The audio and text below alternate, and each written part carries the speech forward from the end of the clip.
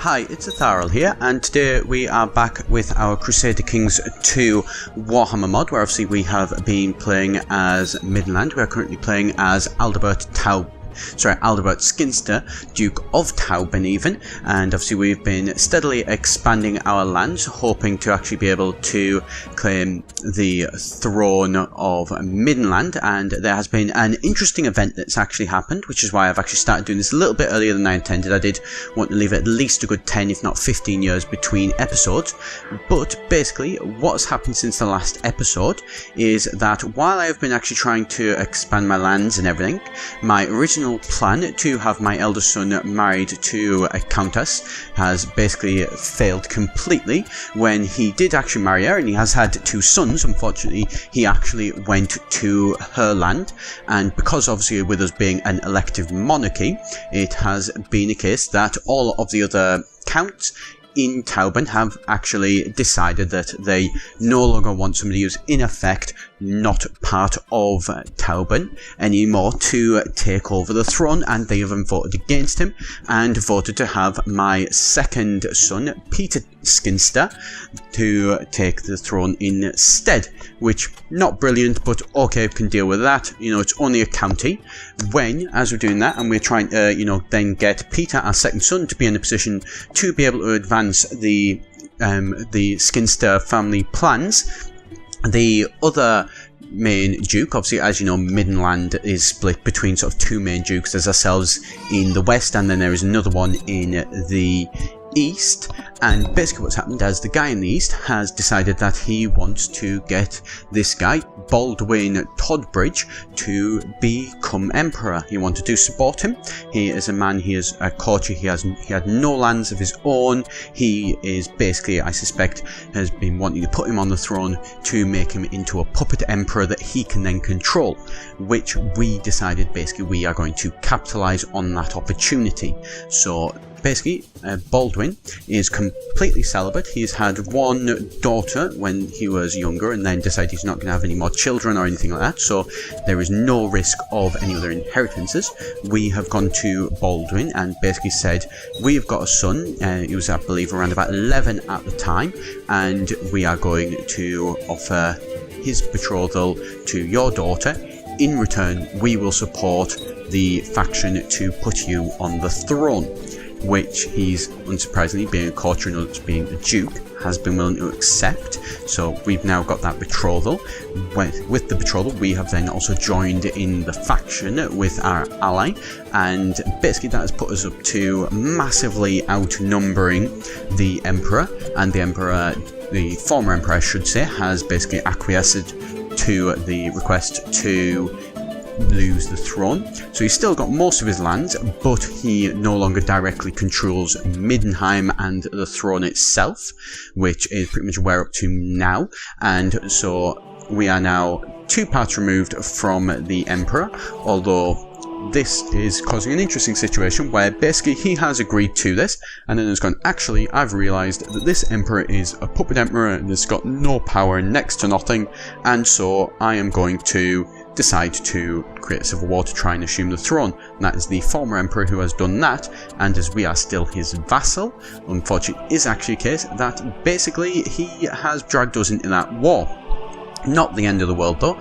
We own around about sort of 2/3 of his land that he technically owns. We sort of directly administrate it for him, and have basically, Adalbert has turned around and said, I am not supplying any men for your war, for your civil war, which is cutting out like half of his forces that he could bring into this war, and potentially would be the difference between him winning and losing. And we've just said, no, not gonna happen, we're not doing it, which, brilliant. So now currently, as you can see, the actual war is not going well for him. He's at -50. He is steadily losing lands, as the other the other duke in the east is still supporting the throne and is still very much saying, yes, I very much want to still be keeping this guy on the throne. So obviously he put him there, and as well this guy is pretty much a puppet emperor who dukes like myself and him will pretty much be able to do what we want, sort of thing, and he will have very, very little control. So we are steadily part of this.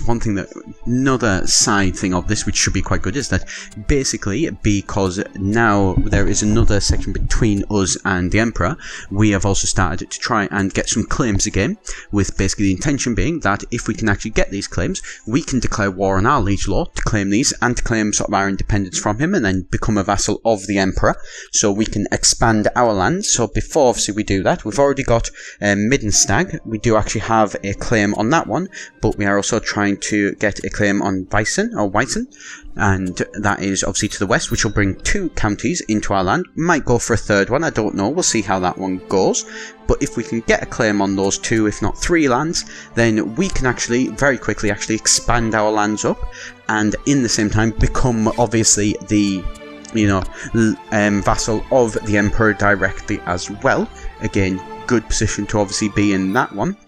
And then even better, our emperor, the emperor of Middenland, is not going to have another child, and his daughter is obviously betrothed to our son, Martin Scinstair here, and so hopefully he is going to, obviously he's now at 13, she's early 10, 11, something like that, so it's going to be a while before those 2 can marry. But if they marry, they have a child, they are in a normal marriage, so she is actually going to give birth to Scinstairs, and so if she does that, then hey ho, so long as he becomes the heir to our throne and we manage to get him to vote to have one of his children actually become the Duke of Middenland, and obviously with the actual throne itself being, I believe, primogenitor, so where the elder son inherits, if we have it so that the elder son is our heir as well, we are actually going to, in effect, basically, we are going to become, in 2 generations, the Emperor of Middenland.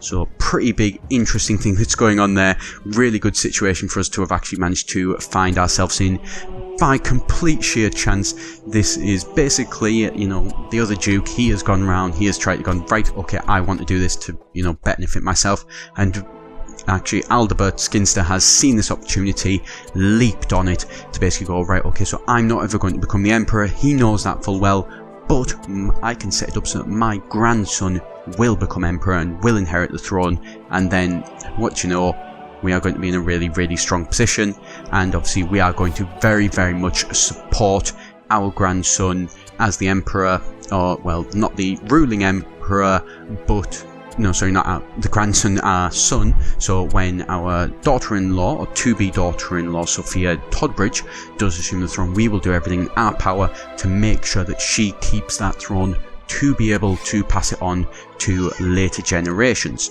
which, again, absolutely will be a brilliant situation to find ourselves in.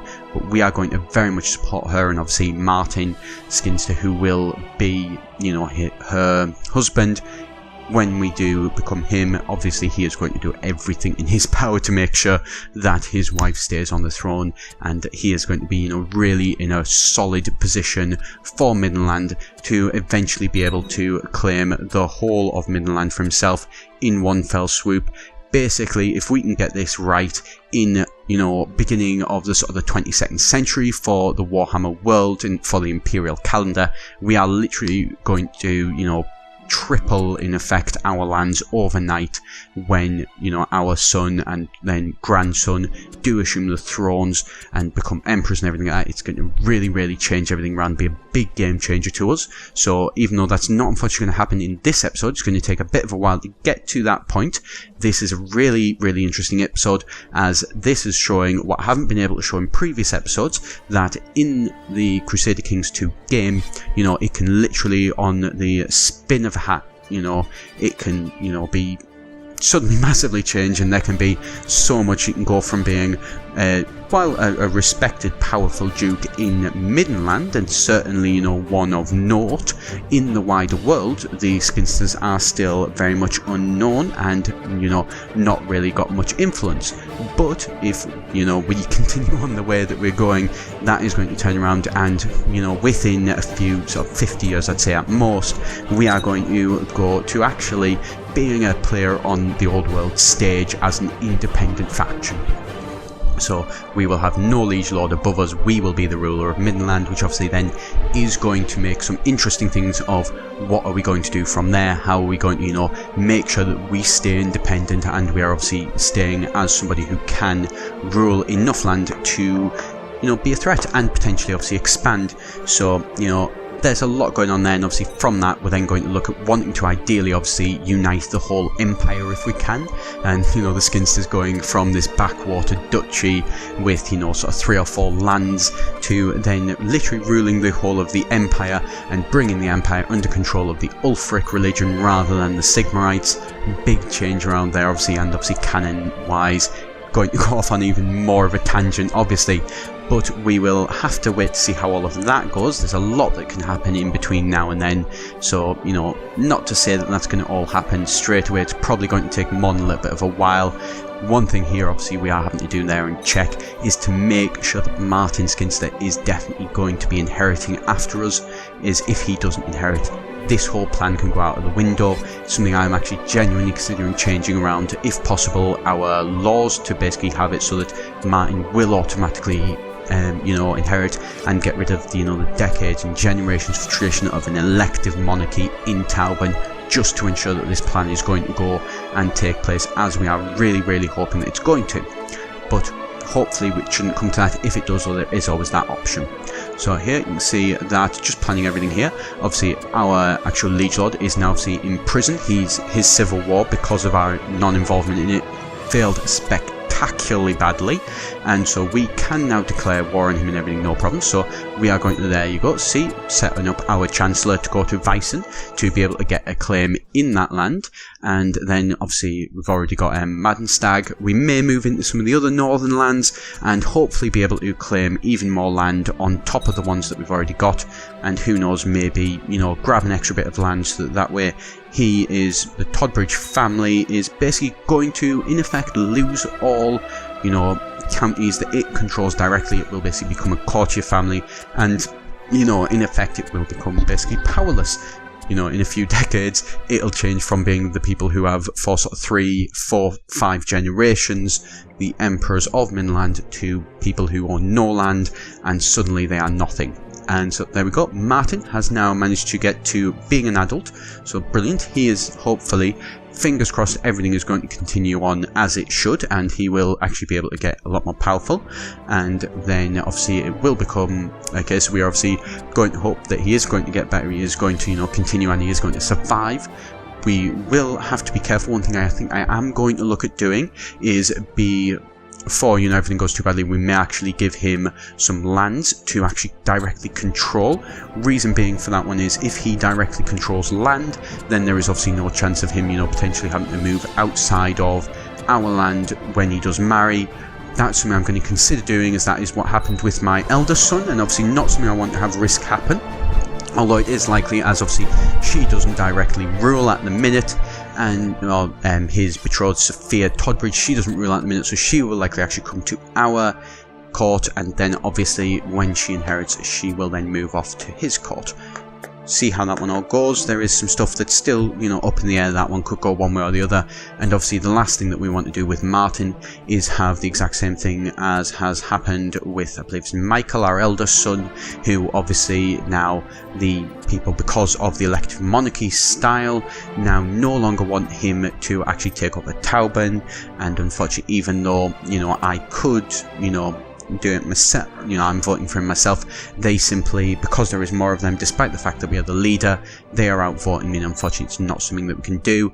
If the same thing obviously happens to Martin, we're going to be in a big situation there, as obviously there's no way we can do primogenitor, as he isn't, you know, even close to our eldest, and also we couldn't also do the ultimogenitor, who is obviously where the youngest inherits, because he isn't the youngest either. So either way, not really in a great situation for those ones.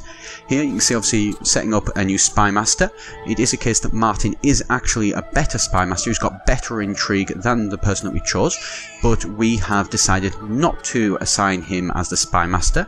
The reason being basically is because the spy master, when you send him out to study technology, can potentially be caught and it causes problems.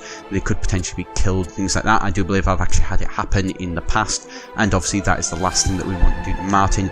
Basically, we want to make sure that he stays nice and safe and there's no risk to him at all whatsoever, and he can continue on as he has been, and then he'll be ready to inherit. That is literally the only thing that he needs to do with his life. Sure, if he can do other things, brilliant, but first and foremost we need to make sure that he is completely safe and not going to pass away before his job is done or anything like that at all. And obviously his job is to have a son. That is his entire job for his whole life, and that is what he needs to focus on almost exclusively. At least that is the plan. I will probably look at skipping this one ahead a little bit to try and see if we can get to a point where hopefully we'll be able to show you that in some sooner episodes. So I'm going to leave that though there for today. So thank you obviously very much for watching. Been on my part a very, very interesting episode. I hope you've enjoyed it. Obviously if you have and you want to see how the plans with Martin goes, do be sure to subscribe so that you don't miss that out. So I've been Atharil here at EGN, and I'll see you next time.